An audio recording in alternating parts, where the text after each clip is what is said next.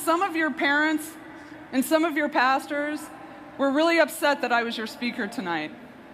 They felt like I was somebody who should not be allowed to talk to tens of thousands of teenagers. And you know what I have to say to that? They are absolutely right.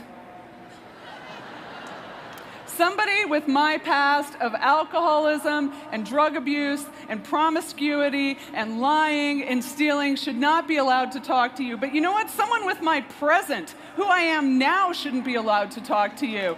Because I am a sarcastic, heavily tattooed, I swear like a truck driver. They're having a heart attack back there going, please help her not swear. I am a flawed person.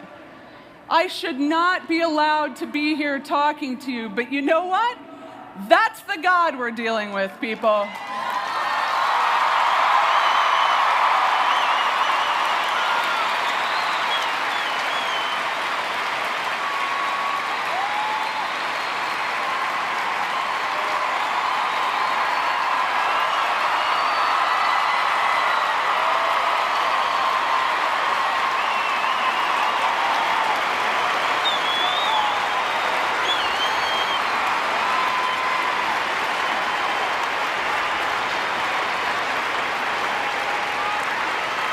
And before I leave, I want to tell you about this God for 30 seconds.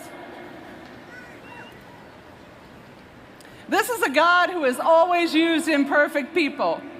This is a God whose loving desire to be known overflowed the heavens and became manifest in the rapidly dividing cells inside the womb of an insignificant peasant girl in first century Palestine.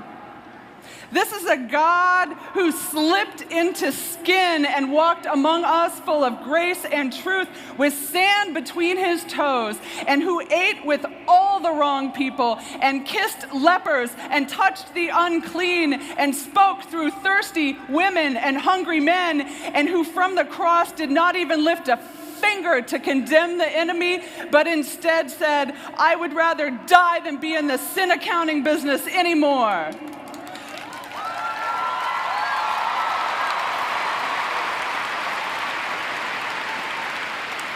This is a God who rose from the dead and grilled fish on the beach and then ascended to heaven, and is especially present to us in the most offensively ordinary things: wheat, wine, water, words. And this God has never made sense, and you don't need to either, because this God will use you. This God will use all of you, and not just your strengths, but your failures and your failings and your brokenness. And God's strength is perfected in human weakness. So your brokenness is fertile ground for a forgiving God to make something new and to make something beautiful. So don't ever think that all you have to offer is your gifts, because God's going to use you too. God's going to use all of you, and the world better watch out, because you know what? That's what it looks like to be a Lutheran.